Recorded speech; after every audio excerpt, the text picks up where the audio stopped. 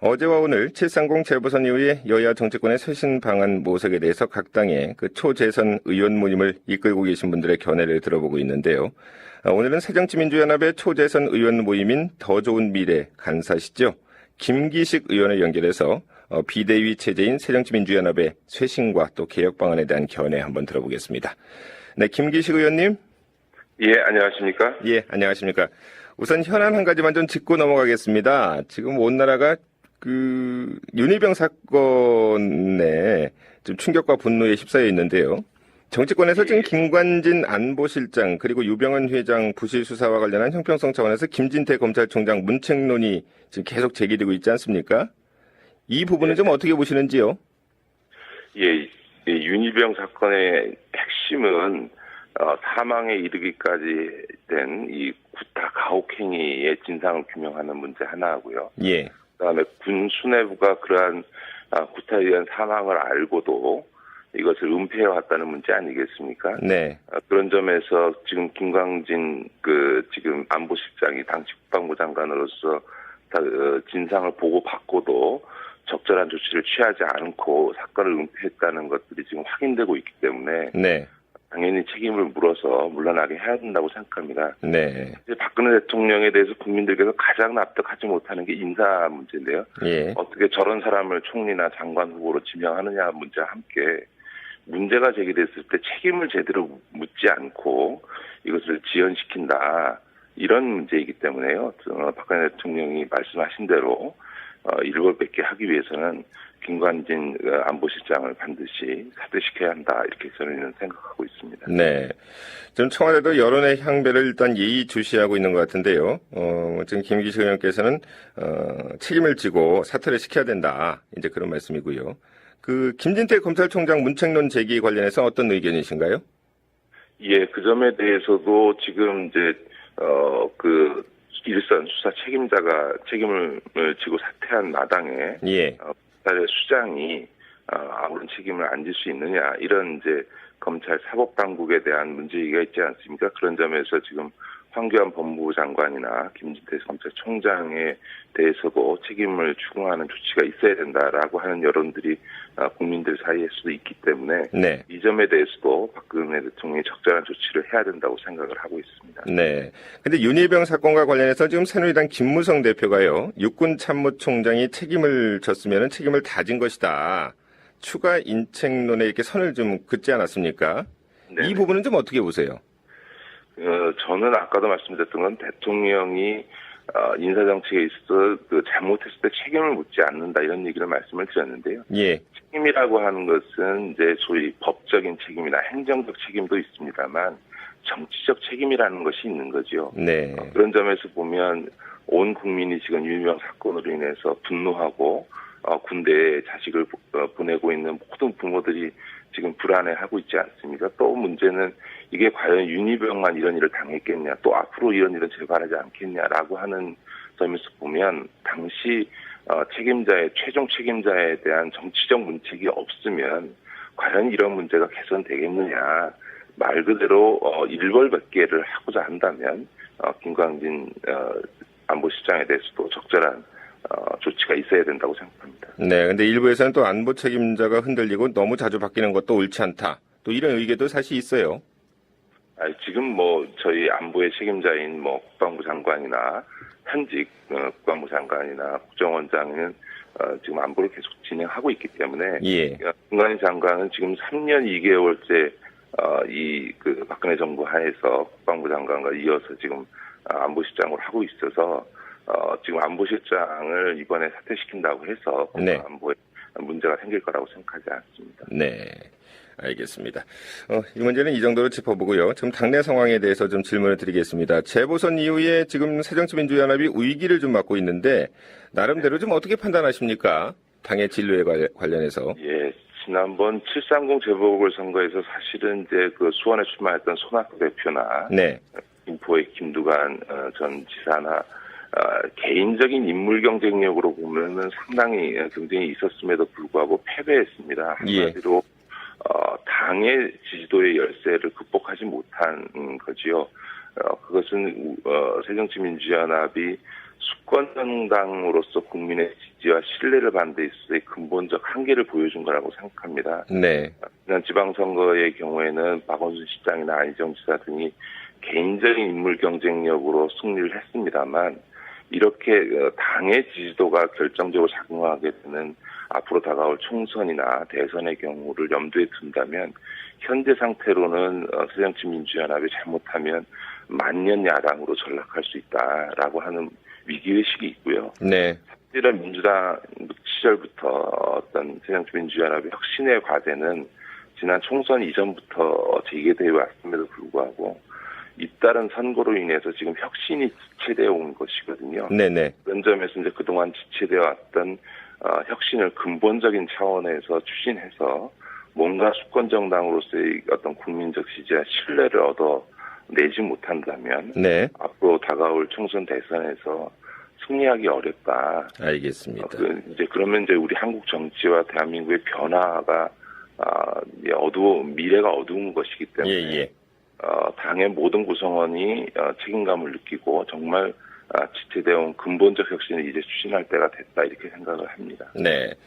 지금 말씀하신 그런 맥락에서 지금 새정치민주연합이 투쟁 정당의 어떤 이미지를 벗고요. 생활 정치를 좀 실현하겠다. 이런 좀 의지를 계속 밝히고 있는데 그런데 구체적인 개혁 플랜이 없어서 좀 개혁의 의지가 모호하다. 이런 비판이 있고요. 지금 국민들의 어떤 피부로 와닿는 그런 개혁 방안을 좀 내놓지 못하고 있다. 이런 지적도 있는데 지금 새정치민주연합에서 가장 중요한 개혁 과제는 무엇이라고 보십니까?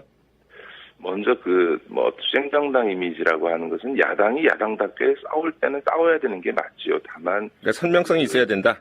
그렇죠. 다만 이제 그 투쟁 방법에 있어서 네. 국민적 공감을 얻어가면서 우리가 야당다운 모습을 보이는 이런 어떤 점들이 좀 부족했다. 이런 의미에서 하는 얘기고요. 네. 또 생활정치 부분도 그동안 이제 사회복지 문제라든가 이런 점에서 열심히 해왔고 또 당의 을지로위원회가 가불관계에서 고통받는 을들을 위한 여러 가지 꾸준한 활동을 해왔습니다만 이게 이제 정치적 사안에 가려져서 제대로 국민들에게 전달되지 못한 측면도 있고 저희가 그것을 어떤 국회 의정활동 과정에서 제대로 못해줌으로 인해서 국민들로부터 민생정당이다라는 이미지를 이런 신뢰를 못 얻었다는 점에서는 자성하고 좀 더 잘해야 되겠다 이런 이제 의미를 갖고 있는 거고요. 네.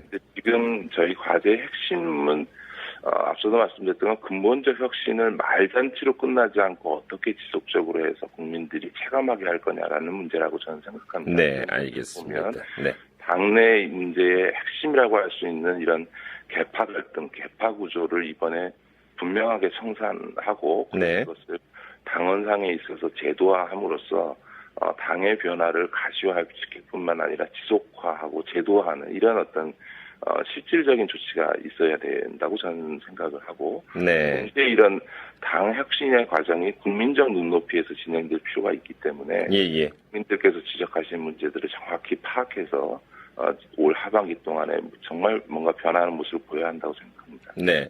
지금 김기식 의원께서 말씀하신 것처럼 어떤 개혁을 하기 위해서는 어떤 계파 갈등 없애야 되고요. 또 새로운 어떤 개혁 세력이 좀 있어야 되는데 지금 재보선 직후에 조기 전당대회 개최 여부가 지금 화두가 되고 있는데 이 조기 전당대회 과정에서 어떤 계파 간의 갈등, 다시 말해서 구 민주당계 또 비주류 친노 안철수계 이렇게 여러 계파 간의 어떤 또 갈등의 소지가 좀 있지 않습니까? 네네. 그런 걸 일단은 없애야 되겠는데요. 지금 차기 지도부 리더십과 관련해서 당내 여러 가지 의견이 나오고 있는데 손학규 전 대표의 정계 은퇴를 계기로 해서 새 인물론, 세대 교체론, 중진 2선 후퇴론 이런 얘기가 계속 나오고 있어요. 이 부분에 대해서는 좀 어떤 견해신가요?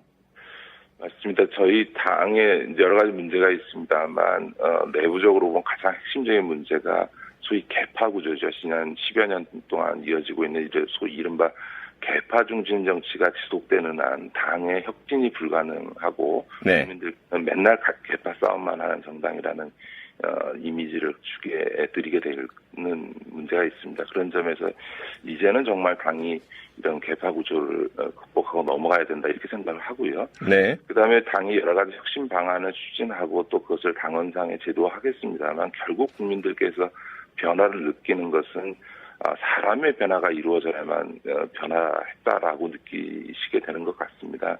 그런 점에서 보면 2004년도 열린우리당 창당 이래로 당의 간판 역할을 해왔던 분들이 돌아가면서 계속 그 역할을 하는 모습이 지속되는 한 네. 국민들께서 변했다라는 느낌을 받지 못하실 겁니다. 그런 점에서는 새로운 인물과 새로운 리더십이 나와야 되고 또 그동안 당의 중요한 역할을 하셨던 중진들께서는 이런 것들이 가능하도록 당의 후견인으로서 당의 어떤 명품으로서의 역할을 해주실 필요가 있다. 한 가지만 더 말씀드리면 영국의 노동당이나 미국의 민주당이 한 10년 이상 이렇게 그 집권을 하지 못하고 장기간 위기에 빠졌을 때 꼭 나타났던 것들이 네. 이제 어떤 내용적인 변화도 있습니다만 뭐 토니 블레어라든가 클린턴이나 오바마처럼 새로운 인물들을 리더십으로 전진 배치시킴으로써 그 당의 변화를 국민들께 가시화하고 그것을 통해서 국민적 신뢰를 얻어서 집권을 다시 10여 년 만에 했던 사례들이 있었던 것처럼 네. 당도 그런 리더십의 변화가 필요하고 그때 이제 영국의 키녹 당수나 미국의 에드워드 케네디 대통령, 네, 알겠습니다. 에드워드 네. 케네디 이제 그 상원 의원처럼 예.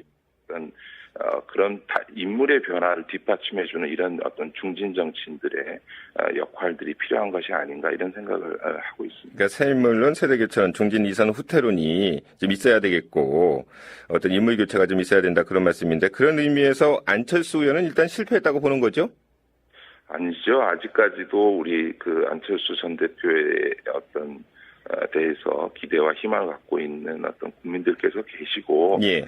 비록 이제 여러 가지 문제를 드러내긴 했습니다만, 안철수 전 대표가로 상징되어지는 이런 어떤 새 정치에 대한 열망은 국민들 사이에 여전히 존재하다고 저는 생각합니다. 네. 저는 그런 점에서 비록 안철수 대표가 여러 가지 이제 어려움으로 인해서 지금 이제 대표에 물러나긴 했습니다만 저희 당의 소중한 자산으로 여전히 당에서 역할을 하셔야 된다고 저는 생각하고 네네. 중요한 것은 안철수 현상으로 나타났던 새 정치의 열망을 우리 당이 어떻게 잘 안고 가느냐라고 하는 문제가 아닐까 싶습니다. 알겠습니다. 새정치연합이 정치 개혁 과제로 지금 전략공천 배제, 국민 참여 경선 도입하기로 했는데 이렇게 되면은 정치 신인의 어떤 등용문이 좀 막히지 않을까요? 예, 그 원칙적으로 전략공천보다는 상향시 민주주의에 의한 공천이 되도록 하겠다는 것이지 전략공천을 완전히 배제할 수는 없겠죠. 왜냐하면 말씀하셨던 것처럼 상향식 공천만을 강구했을 경우에는 오랜 동안 지역을 관리해왔던 기존 정치인들의 벽을 신인들이 넘을 수가 없는 게 또 정치 현실이거든요. 네네. 이제 우리 국민들은 정치의 변화를 얘기할 때마다 새로운 인물을 원하기 때문에 정말 적합하고 정말 국민적 신뢰를 얻을 수 있는 신인들이 이렇게 그 공천을 받을 수 있는 그런 어떤 전략 공천의 여전히 일부 둬야 한다고 생각합니다. 다만 네네. 그런 전략 공천이 당 지도부에 의해서 완전히 좌지우지됨으로 인해서 공천 파동을 일으킬 수 있는 이런 부분만큼은 제도적으로 어떤 방비 장치를 만들어서 전략 공천을 하더라도 모두가 공감할 수 있고 원칙에 따라 이루어지는 이런 시스템을 짜야 한다고 생각합니다. 알겠습니다. 전략 공천 완전 배제해서는 안 된다. 이제 그런 말씀이네요. 네, 오늘 여기까지 말씀을 듣겠습니다. 말씀 잘 들었습니다. 네, 고맙습니다. 네. 지금까지 새정치민주연합의 쇄신과 개혁 방안에 대해서 김기식 의원의 견해를 들어봤습니다.